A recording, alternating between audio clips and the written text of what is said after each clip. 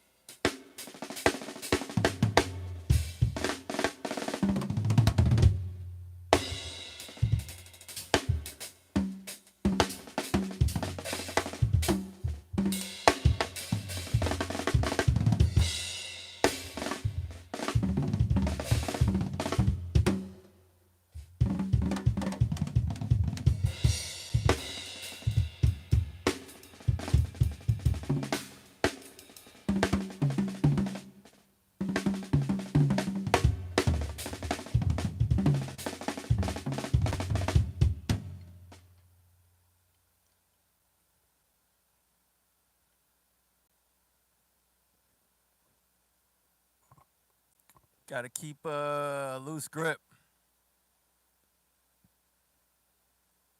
John, what up?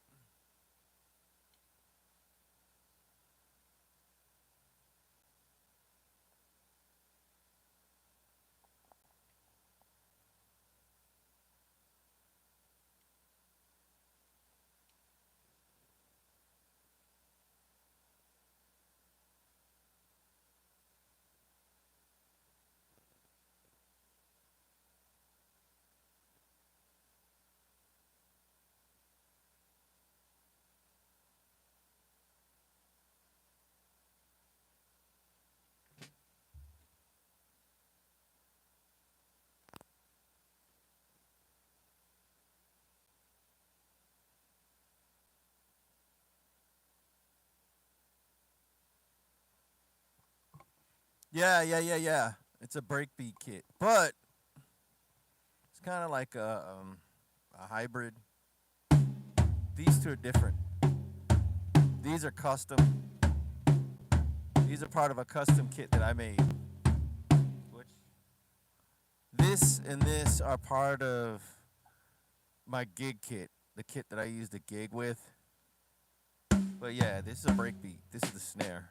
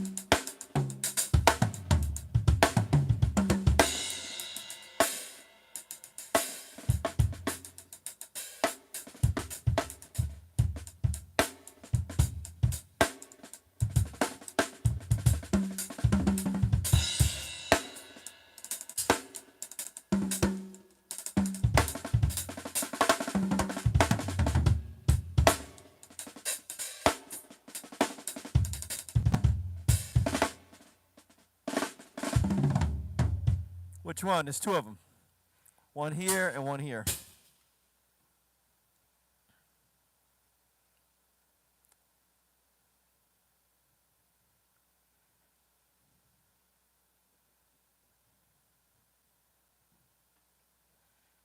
This. Oh man, hold on.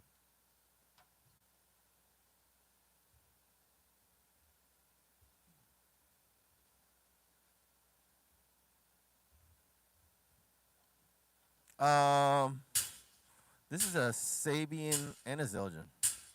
An old Sabian I had that I cut down because it started cracking, and an old Zildjian A custom that I cut down because I cracked it.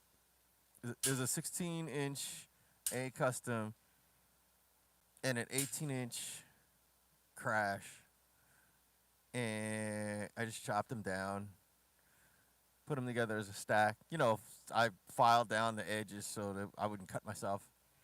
And then this one is, matter of fact, I have another one from an old symbol. I don't know what I did with it. It's somewhere around here. But this is a Kroot symbol. It's an old British company that doesn't exist anymore. It's an old symbol company that doesn't exist anymore. They were out of Britain, and it's Krut, Kroot. The reason why they didn't sell, well, there's two reasons. One reason was Kroot sounds like crude, you know, and that and all, they sounded pretty good, but they were like insanely brittle. This is the second one I had. I've had this for a long time. The first one I had, that's when I got all this information about it. I was like, what is this, a Kroot? Never heard of it. Because I got it for like maybe $10 at a at music go around, which is basically, I don't know if you guys have them, but it's basically you can buy and sell used gear.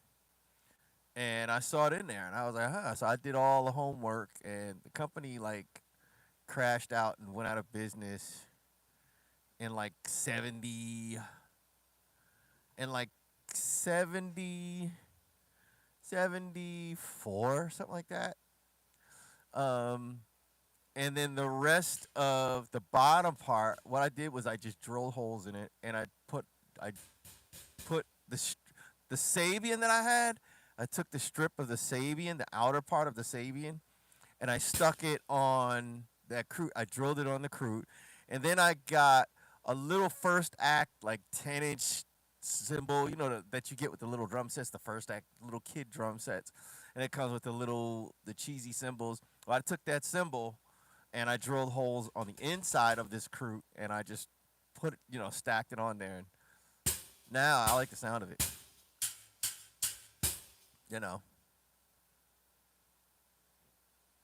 Kroot, Krut.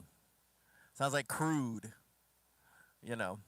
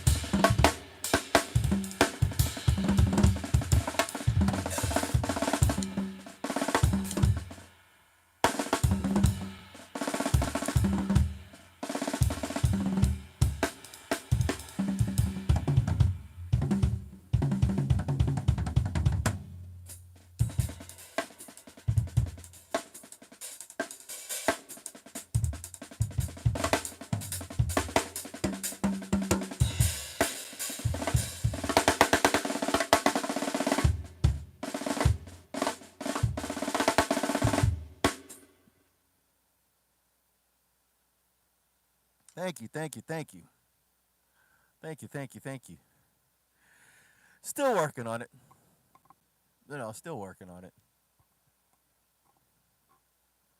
This is sad.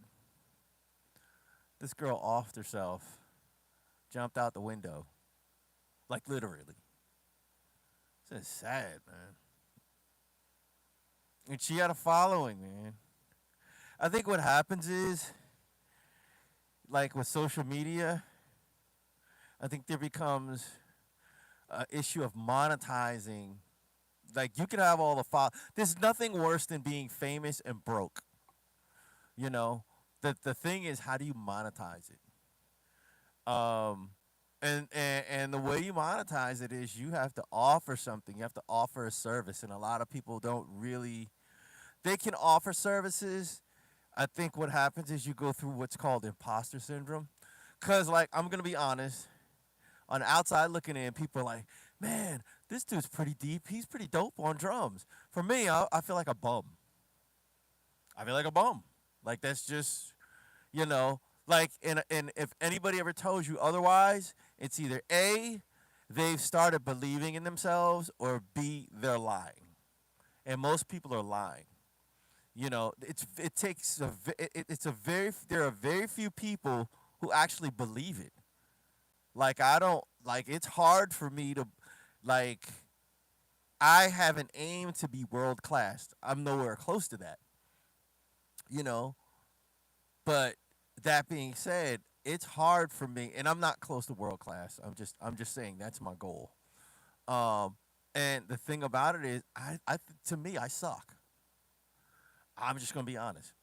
It's almost like body dysmorphia, where there are people who go into anorexia and bulimia because they constantly look in the mirror and they think they're fat.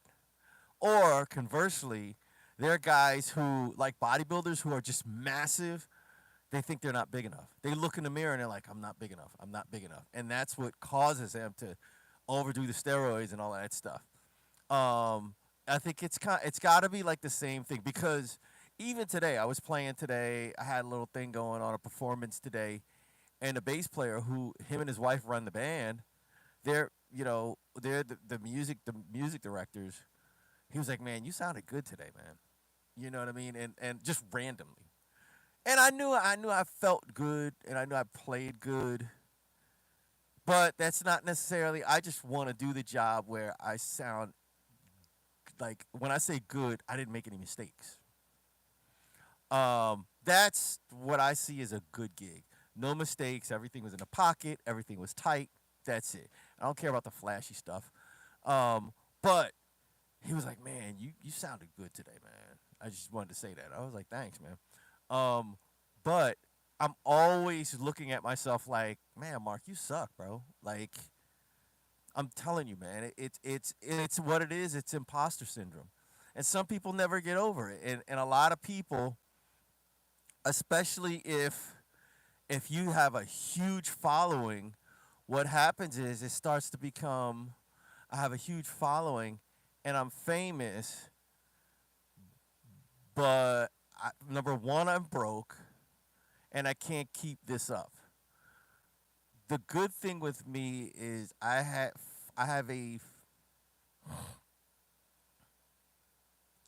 among other things, I've got a team of like people behind me that kind of will speak the truth even when I don't like it. But they'll tell me the truth. I have somebody behind me like my wife. She's is my number one supporter. Whenever I feel like I sound like trash or I'm trash or I have nothing to offer people, like I offer lessons, I offer coaching and like drum coaching and drum lessons and all of this stuff. But sh- for years I was like, I don't. What do I have to offer? And it took her convincing me, her among other people, convincing me that I do have something to offer. You know, and you know what I mean. So it took other people to kind of speak the truth into me. Like, no, bro, you really are good, and you have something to offer. You've got years of experience. Slouch, you're not a slouch. If enough people If one person says something, it goes in one ear and out the other. If another person says something, it's like, yeah, you kind of discount it, but you might listen to it. If more than two people keep saying consistently the same thing, eventually you gotta believe it, you know. But it's almost like they tell you never read the comments because what you will do inevitably is you will gravitate to the negative comments. You'll bypass all the positive comments just to gravitate to the negative comment, and you'll internalize the negative comments. You know, because you live in this world of imposter syndrome. It's weird, man. It's really weird, man.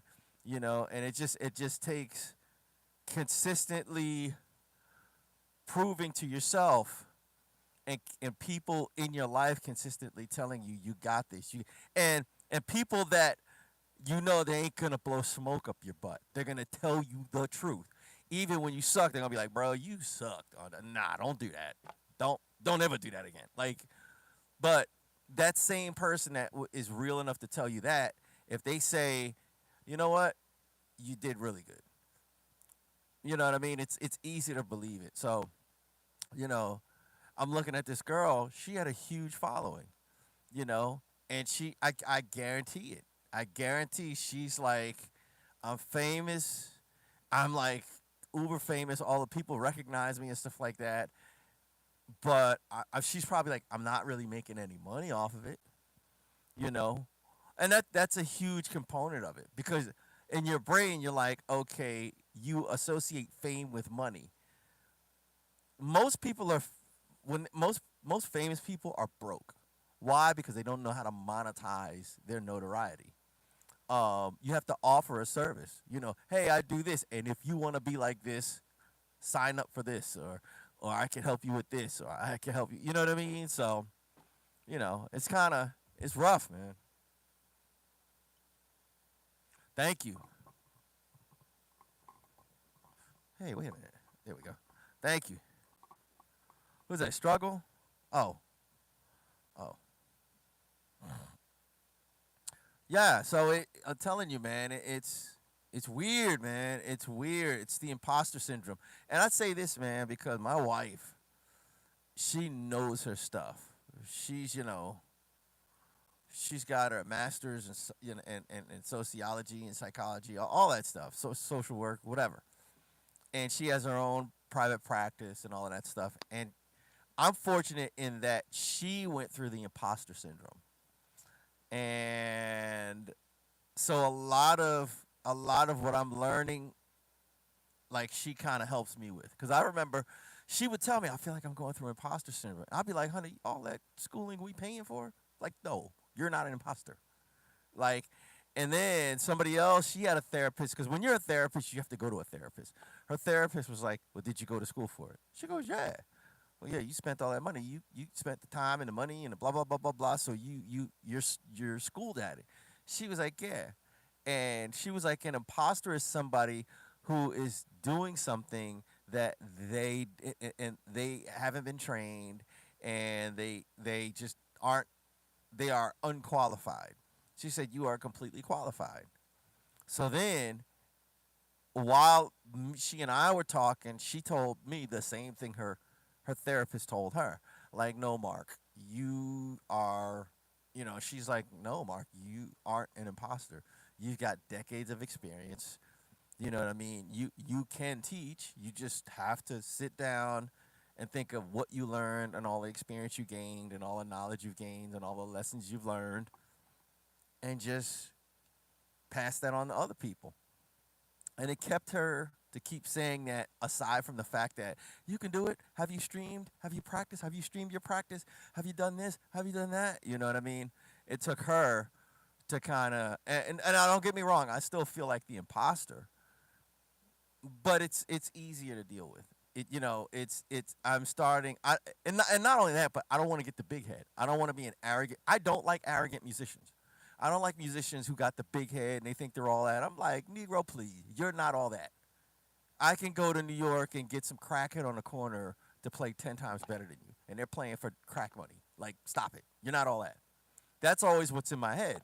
So, and I get this thing where the moment you start believing it, you start acting on it. And part of acting on it is you think you're better than everybody else, and I don't want to do that, man. You know what I mean? I don't want to do that. Does music run in me? Run in my family? Yes.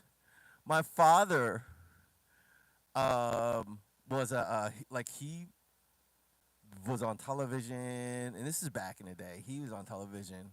He's got albums. His music is on YouTube and stuff like that. My other cousin, he was signed to Warner Brothers. He's got Grammys. I think they played on Saturday Night Live. They toured with Anthrax. So yeah, he's So my cousin, like I have pretty famous people in my family, musicians. So it kind of runs in the family. Um, my sisters, my oldest sister was a singer. The reason why I say was is because she just doesn't anymore. The sister above me, my oldest sister, I'm the youngest of three. My sister above me sang and danced. She did like modern dance and sang and all that stuff. Um, I just was always drums. I can sing. I choose not to because I'm too weirded out by it. Like it's singers. It's almost like you're standing up there naked. Whereas drums, I could sit back and hide behind a bunch of cymbals and drums and stuff. Um, but yeah, man. So it runs in the family, but that don't really do nothing. That don't really. Well, it does and it doesn't. If you got a family that's like everybody, like literally everybody, like the Jacksons. You know what I mean? It's easier to perform with your brothers and sisters on stage, and you know what I mean, as opposed to just you. You're the only person that's there, and you know. So yeah, like I said, I have a support team. You know, that's what helps me. I have a support team that encourages me, but also keeps me grounded in terms of um, they tell me the hard things. They don't just gas me up. You know what I mean? So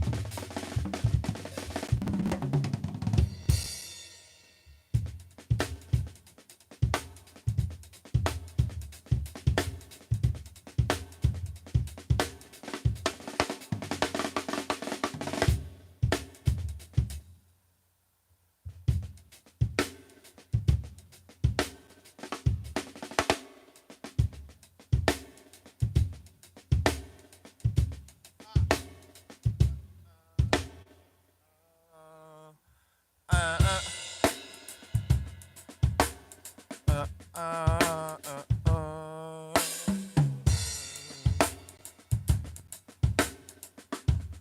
Ah!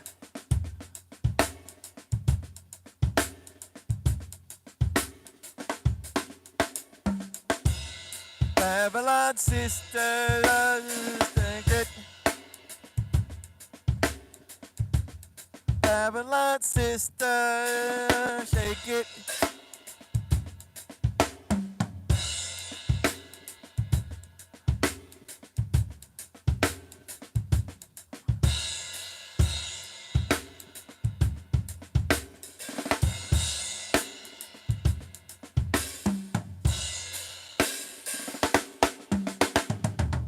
Here come the sun. It's hard to sing and play at the same time.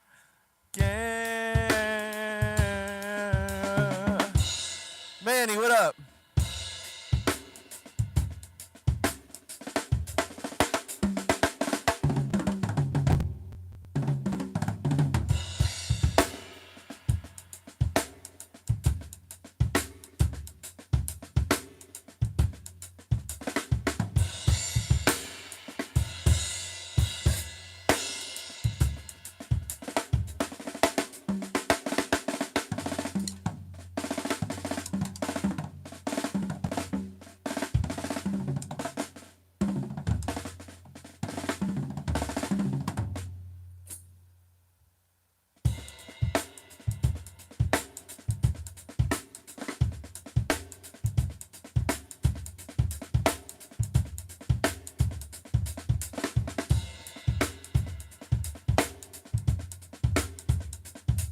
Rosanna, Rosanna.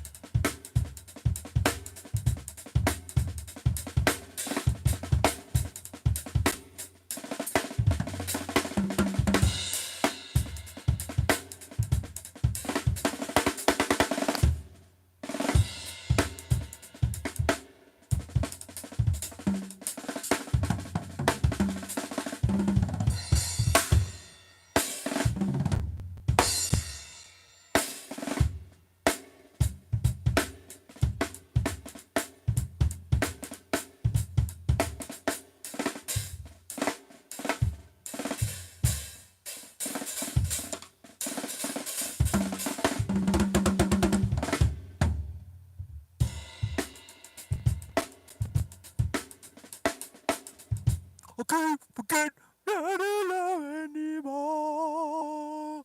Okay, forget it never be the same again. Okay, forget. Uh, uh, uh, uh, uh, uh, Don't say that. Don't say that. Don't say that.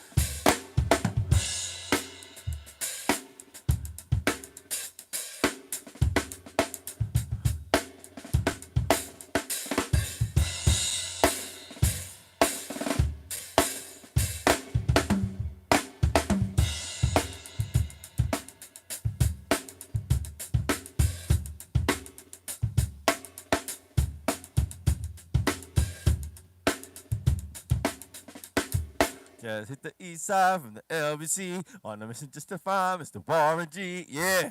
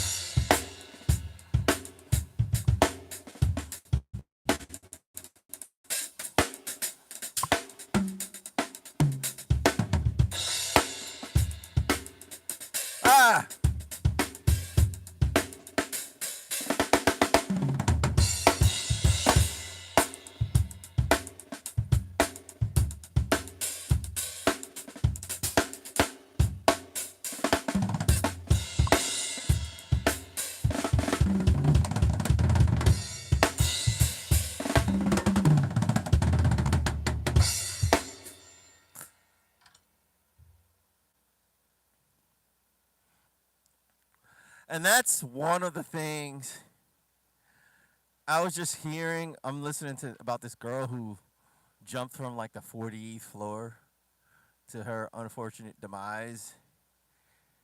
I don't try to. One of the things was, do you know anybody? Have you ever felt the pressure of always trying to be perfect? I'm not perfect. I don't try to be perfect. I post the mistakes, the flubs. I don't care because it's real.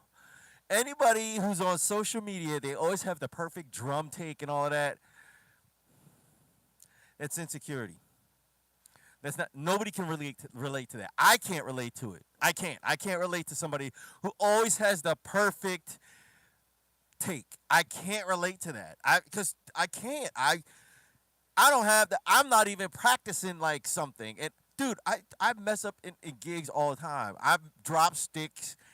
You know, my time is wavering all the time. Like I'm always working on I always work with a metronome because my time is always wavering. Sometimes I'm rushing, sometimes I'm slowing down, sometimes it's never consistent. So I need to work on consistency. So when I see people online, like I had a guy, he said, "Oh, you speed up your videos."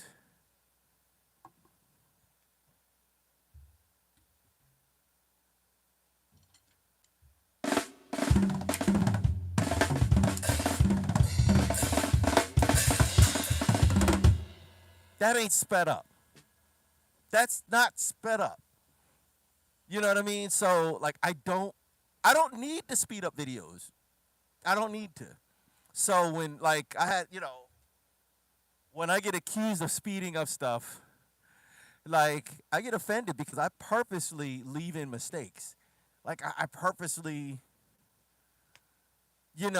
this is, I purposely leave all that stuff in because I want people to be like, wow, okay, he messes up too. I don't feel bad. You know what I mean? Like I hate seeing those, these carefully curated. That is not reality. If I want to be known for something, I want people to be like, you know what, that dude was good, but you always saw him mess up. You know? And that was kind of like, okay, I can relate to that guy. That's what I want to be known for. The mess ups. And there are guys that I see. I don't want to name names.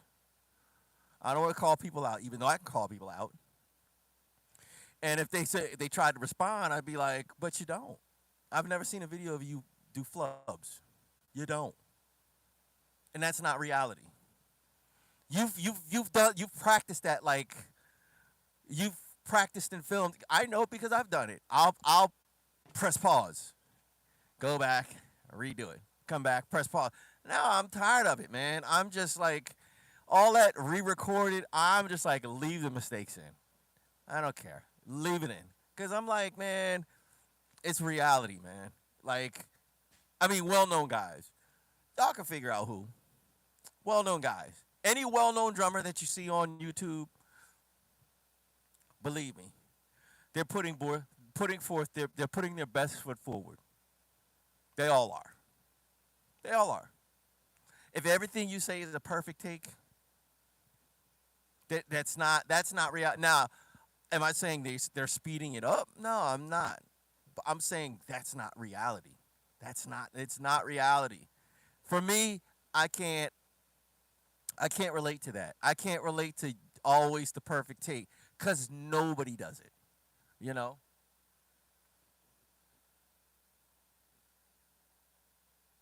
I try to lean into my flaws, man. The only way people can relate to you is if they see the flawed version of you. It takes away all of the mystery and this guy's just the perfect guy, you know.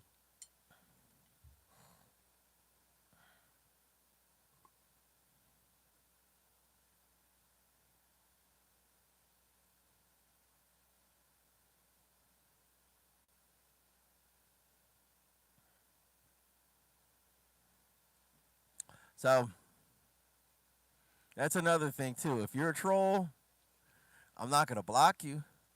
I'm just gonna hide you from the channel so people in the chat can't see you. and I can't see you, so you can just talk to yourself. You can watch though. You can talk to yourself. You know, because a lot of what I do here is I want to share stuff and I want to share insight. I want people to feel like, oh, okay, this guy's pretty decent on drums and he makes mistakes and he doesn't really he just keeps going, you know?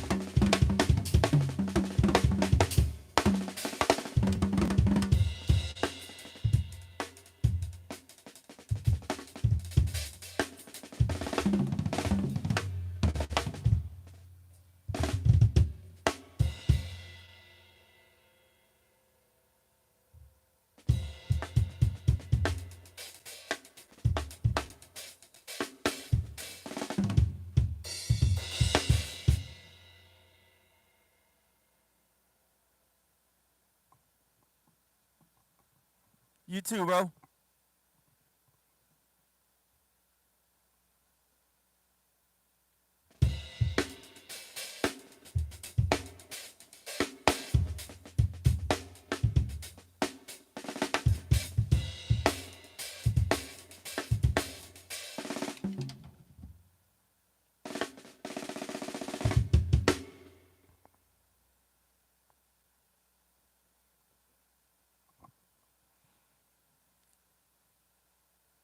What?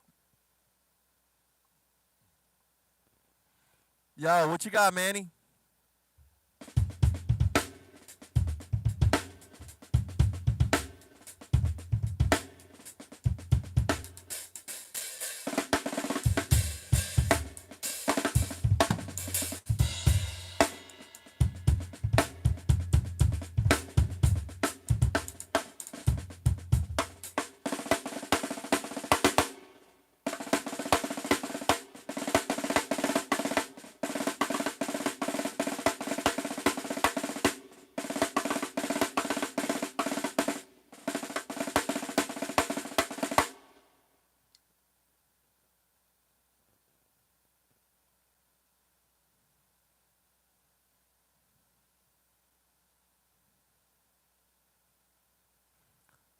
Yo, what I tell you? Imposter syndrome. I'm telling you, imposter syndrome is real. I'm telling you. I knew that's what it was. Imposter syndrome.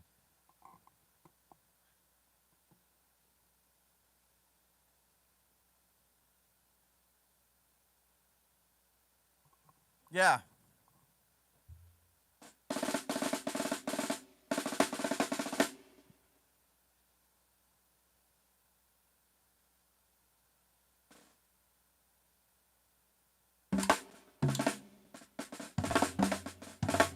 Now that's a little easier for me because I do them like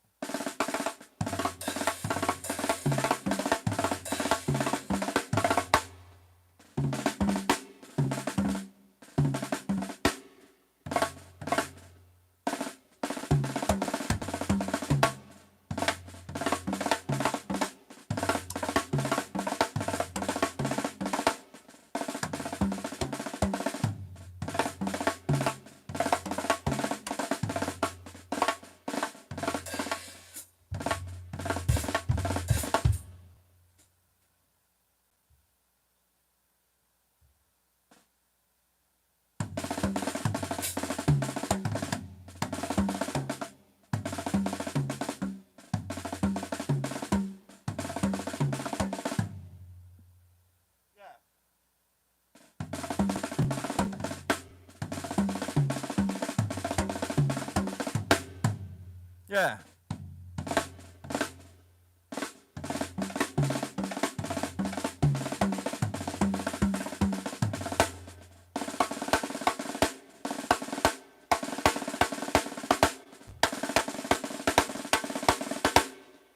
yeah. That's I actually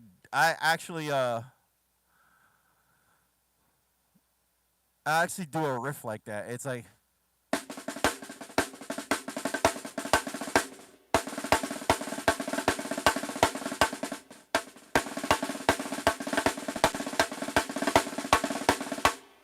so yeah.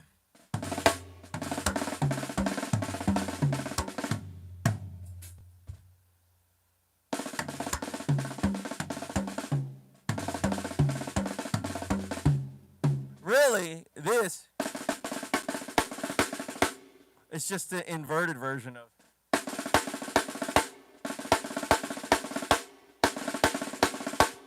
yeah. It's just the yeah. It's just the inverted version. Um, Stuff like that. I do that stuff because it's kind of like an exercise. I go.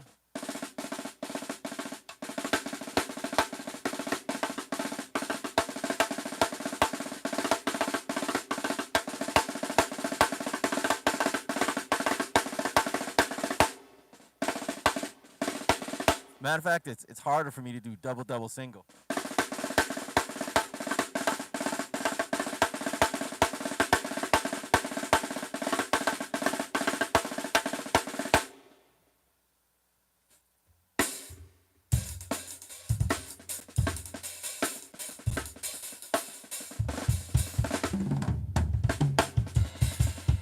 Finally, something I can actually do, like that you've thrown at me that I don't have to actually sit down and like, okay, let me work on this. Let me practice. I think that's the first time you've ever thrown something at me and I've actually been able to do it.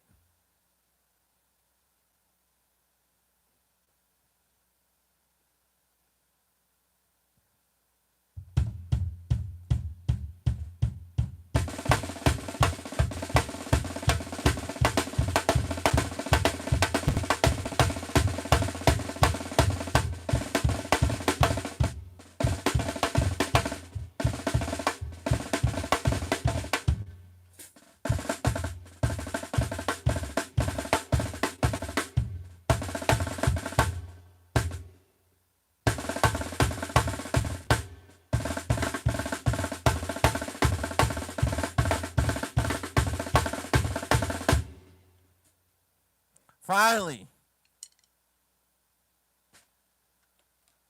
something that you haven't stumped me with, because everything you've thrown at me, I got stumped.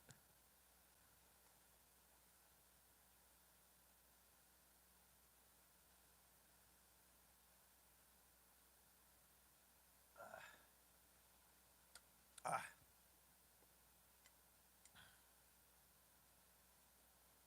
618. Let me see. I gotta go to I gotta pick up a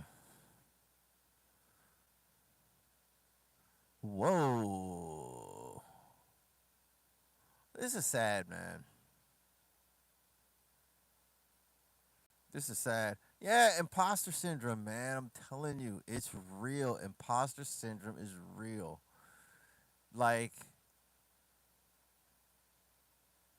oh my goodness, Liver King is geesh. Um, wow. Yeah, it's imposter syndrome is real. You know, like like I don't know. Like I was telling Manny, I was telling people,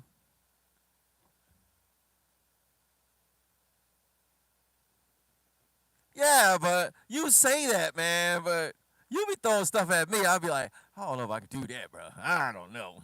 I don't know if I can do that. I'm telling you, bro, imposter syndrome is real, bro. I remember looking at other drummers and being like, man, they could do anything. There isn't anything they could do. And then I'm on the other side and people are saying that to me. And I'm like, no, there's a lot of stuff I can't do. There's a lot of stuff I can't do. Um, and I'm telling you, imposter syndrome is real. Like it's we have this thing where we look at guys as like superhuman. No, no, I am not superhuman. That's part. I say this all the time. That is part of the reason why I live stream my practices. Is one so I can look back and check on my form and be like, oh, I need to work on that. Okay, that works. I need to work on that. Another reason is because I want to demystify things where people kind of look at me like, okay, if he messes up, then it's okay with me messing up. Dude, I mess up all the time. It's the last two gigs that I've had were the the only gigs out of I've been gigging since I was like 18, 19. Yeah, 18, 19, maybe 17. No, I was about 17. You're about 17, 18. No, about 18. About 18. I was playing, but as far as like real gigs, it's about eight. I was about 18, 19. Like as far as you're going to pay me gigs, like 18, 19. Um, and like the last two gigs are the first time that I've done gigs where I was actually like everything like today, and I had a gig like at a festival, an outdoor festival. And that gig was a perfect gig in that I didn't make any mistakes. And I've realized that, you know, even today, um, I would say I kept it simple, but I kind of did, but kind of didn't. I added like extra stuff in there, to kind of spice things up. But I kept it pretty simple. Um, but yeah, so and I knew I was like, okay. I was like, Lord God, please be with my hands and my fingers. Please be with me. Please be with the pocket. Please, please help me to really make a solid, steady groove. Just so I think there were no mistakes, and that's not necessarily a goal I have. It's like an unwritten goal that I have. But this guy, the last video I was watching. This guy was saying 70% of people who have over 100,000 followers suffer from imposter syndrome.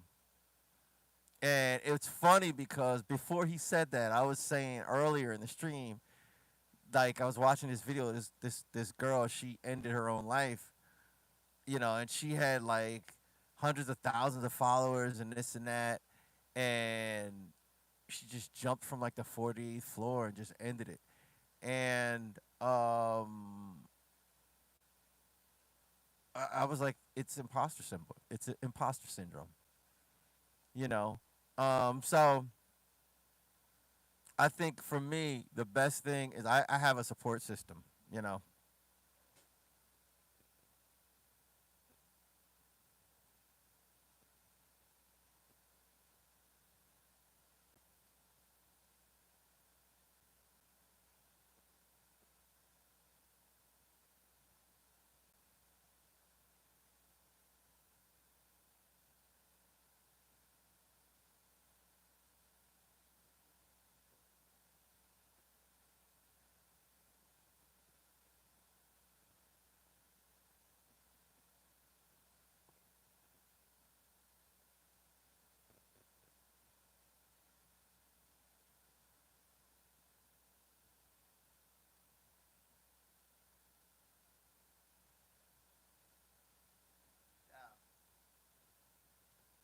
let me tell you something. Even seasoned musicians, they don't.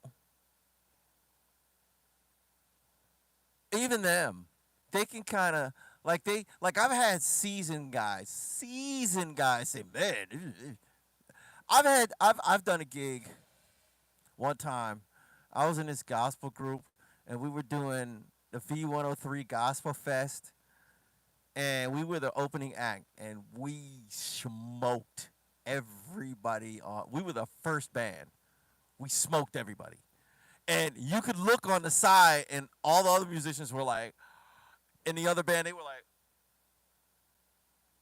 we smoked every band after us. We ripped it. We played 3 songs and ripped it. And then and even the first song we started off with was like, sheesh.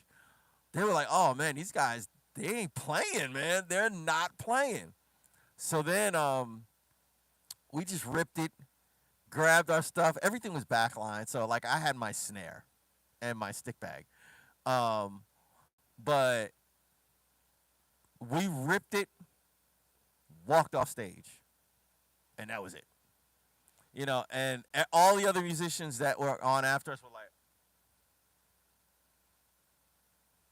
it was crazy.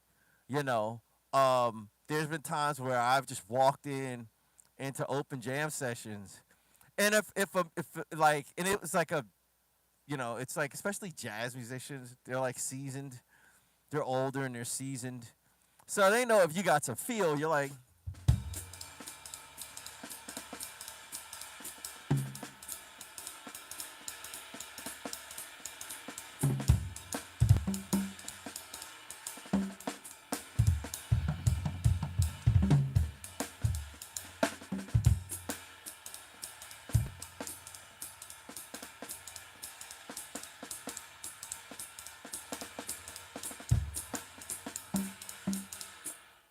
so they're like, okay, this guy, he's kind of alright. He's got a pretty decent feel and blah blah blah blah blah.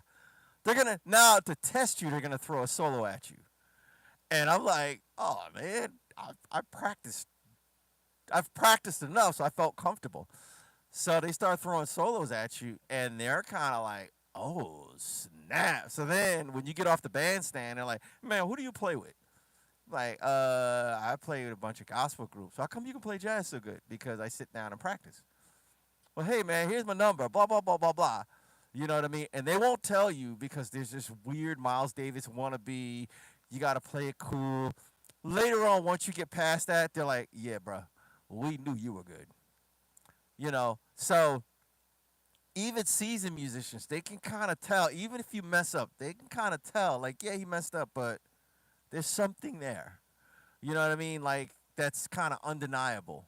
Even if it's just like, for me, it's not necessarily talent. It's just I practice insane. Like, I'm always practicing.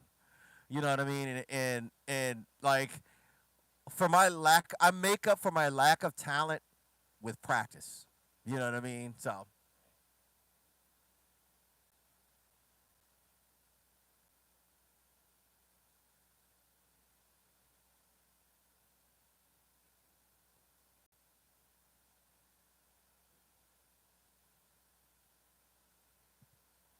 so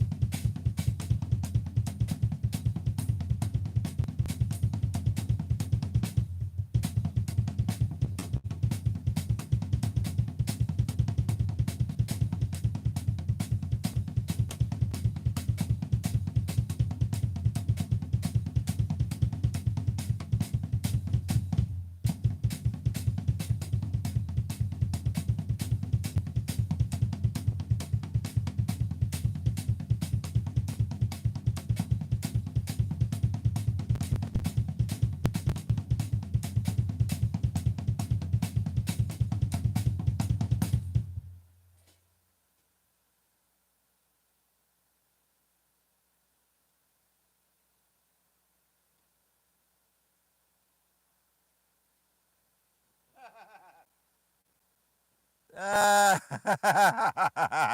I need to pin that, man. I need to pin that. Yo, that's an exercise, bro. That's an exercise, bro. That's something I came up with. I wanted to I just was like, I like this. So I was like, let me come up with an exercise. So I usually do 1, 2, 3, 4, 5, 6, 7, 8, back to 7, 6, 5, 4, 3, 2, 1, 2. You know what I mean? Just keep going. It's a good exercise, man, to kind of keep the ambidexterity going and the hand, foot.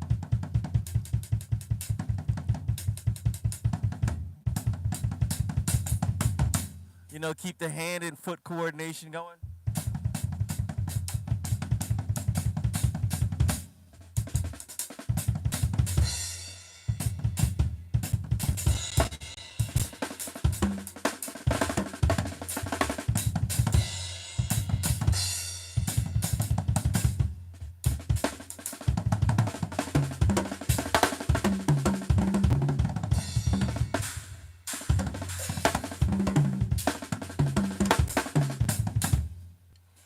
Yeah, so it's an exercise.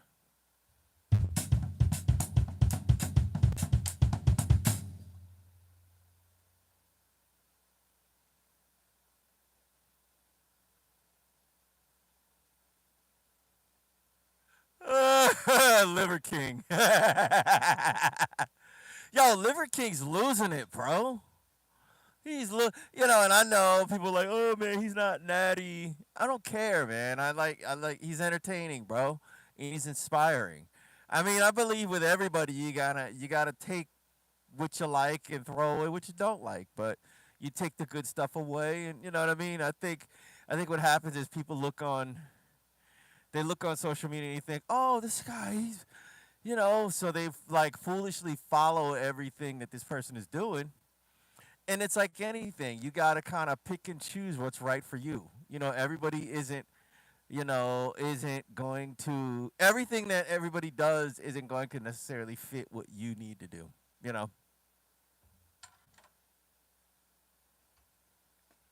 So